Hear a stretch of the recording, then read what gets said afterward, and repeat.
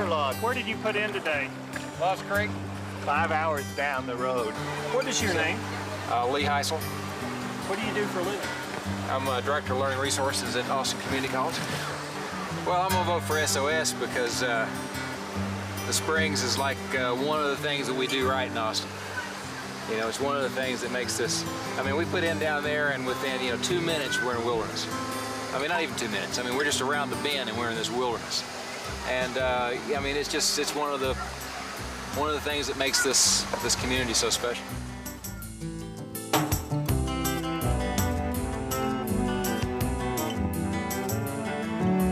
There's something different about Austin. It's called Barton Creek. It's so different, there's nothing like it anywhere else in America. And for all our history, it's helped make this a special place.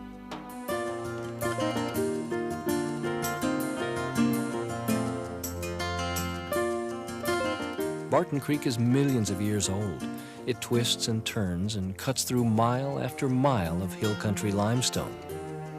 In fact, there's nowhere else in America where a wilderness creek brings clean water and so much solitude to the heart of a major city.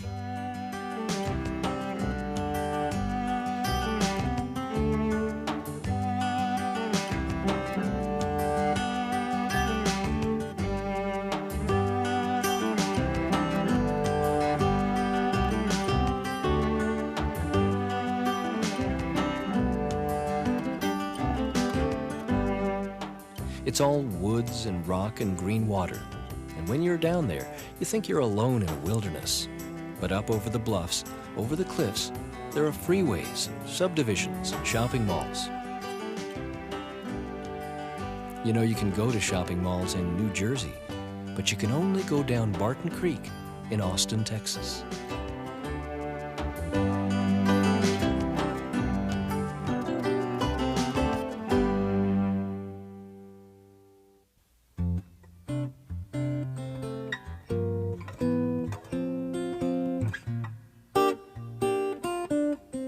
General Sherman once said, if he had a choice between hell and Texas, he'd rent out Texas and live in hell. The general never swam in Barton Springs, but everyone else did. It was always clear and it was always cold, and that was no small thing in a town that was built on the same latitude as Cairo, Egypt. They loved that water. Everybody cooled off there in the summer. There were water shows at Deep Eddy and Barton Springs, featuring a diving horse and the world champion diving baby. Colonel Zilker owned the land, and in 1918 he gave it to the city, which also needed the springs for its public water supply. In fact, that crystal clear 27 million gallons a day from Barton Springs was a big reason Austin had been made the state capital in the first place. My first swim in Barton's pool was 1923. That's a good while ago. Well, at that time, it was just a swimming hole. In 1923, I was 10 years old. Well, the configuration of this pool actually occurred when we built the lower dam in 1929. Billboards were put out advertising Barton Springs. We had a huge dance floor up on top, open-air pavilion. I used to have a lot of fun running dances out there in the summertime and doing the intermissions. I'd come down here and get in my swim clothes and go and lie in the spring for 5 minutes and go back, and I'd be relatively cool. Well, how far is it from New York to Los Angeles? I looked it up on a map, 2,820 miles, and I swam that in 2,714 swim days. There's been a magic about this water. There's something that's different. I like to say that Barton's is like heaven, more a state than a place.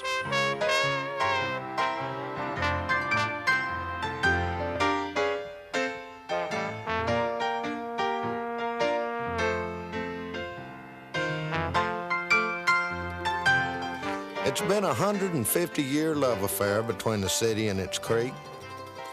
It's a blessing to grow up here, and it's a joy to be here. Barton Creek and Barton Springs have nurtured us and taught us and soothed us and helped make us glad to be alive.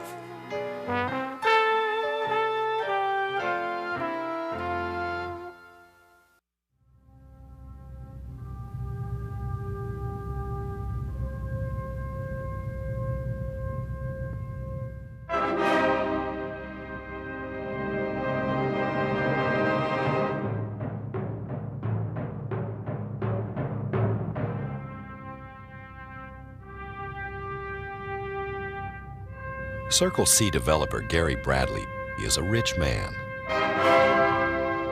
But he didn't pay $100 million of his S&L loans. Now taxpayers are paying his bad debts for him. Circle C residents pay no city taxes, but the Austin City Council voted to pay 85% of the cost of giving them utilities.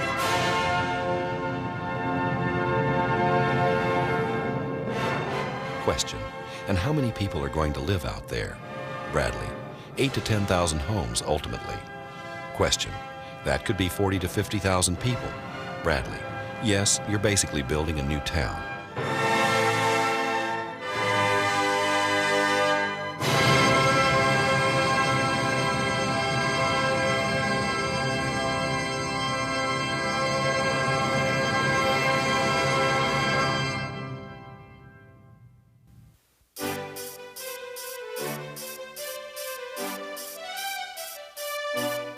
Jim Bob Moffitt, leader of the developer group opposing the SOS ordinance. When he's at his luxurious Barton Creek development, he lives in a company mansion behind locked gates on a street closed to the general public. But Moffitt isn't in Austin very much. He's head of Freeport-McMoran, a gigantic Louisiana mining and chemical company. Moffitt's company is ranked as the largest discharger of waterborne pollutants in the United States. Freeport once asked Louisiana for permits to dump over 3 million tons of radioactive gypsum a year into the Mississippi River. Now Jim Bob is moving into the golf course and real estate business. He proposes to put 5,000 houses and condos, a new golf course, and 2.5 million square feet of commercial development on virgin hills along Barton Creek. At Moffitt's Barton Creek Country Club, memberships cost $28,000, not counting monthly dues. But golf balls won't be the only thing going into the creek.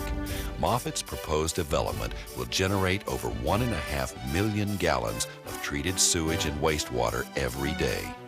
It will be held in ponds or used to irrigate the golf courses, and it will drain, seep, and filter down to Barton Creek or into the aquifer. Actually, a small army of developers has already begun nibbling away at the watersheds that give Barton Creek its water. Austin is lucky to have a green corridor so close to its heart, but urban development is close and getting closer. In a few years, the empty spaces will be filled in, concrete will cover much of the green, and Bartons will be urbanized. In fact, at the present rate, developers could eventually put over 200,000 extra people in this area. We would be building not one, but 2 cities the size of Waco out on Barton Creek.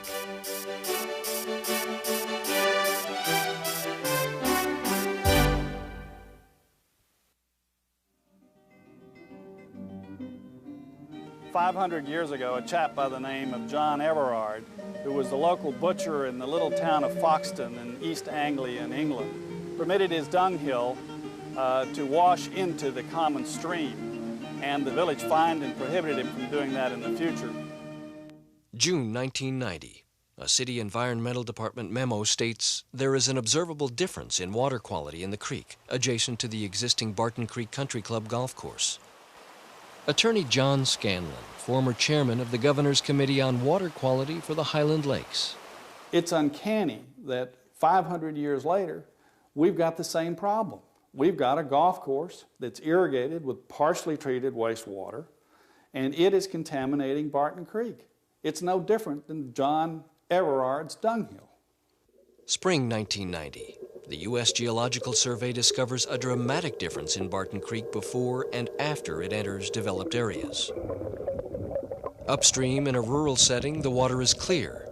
Downstream, below the development, there are periods of drastically higher levels of fecal coliform, bacteria, elevated levels of phosphorus, nitrogen, and suspended solids. There's a drastic increase of algae blooms, a strong indication of polluted water. Scientist Tom Schuler, a nationally recognized expert on pollution control. There's a limit to growth, and that threshold is probably very low in this watershed. All the ponds and filters and buffers help, but they are not sufficient to preserve the quality of the stream.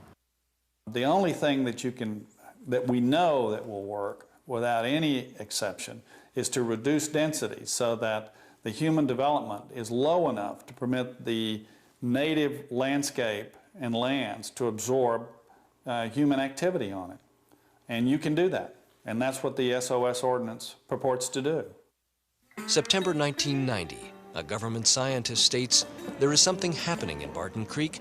The things we see increasing are things associated with sewage." Referring to the proposed Barton Creek Resort project, he says, "There will be some degradation of Barton Creek with any development of that size."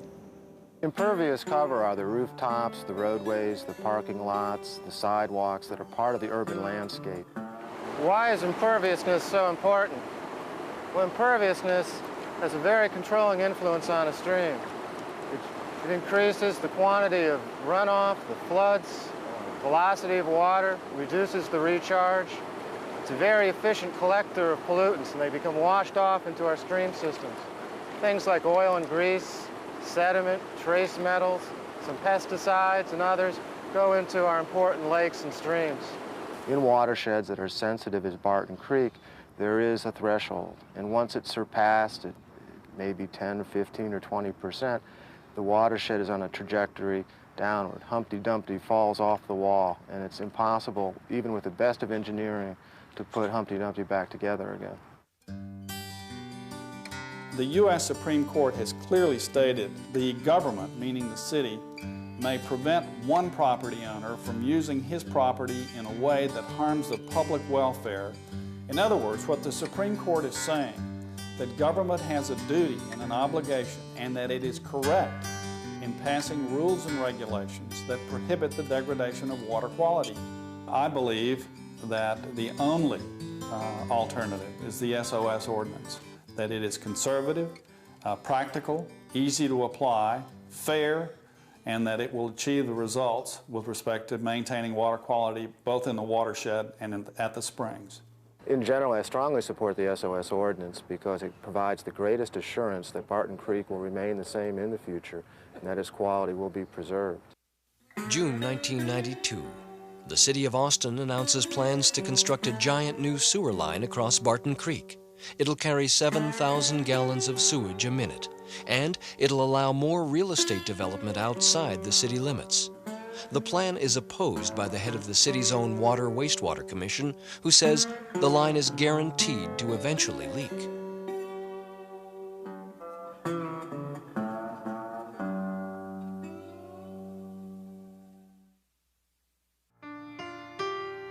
Here's a question. They say Barton Creek is the soul of Austin. What happens to a city that sells its soul?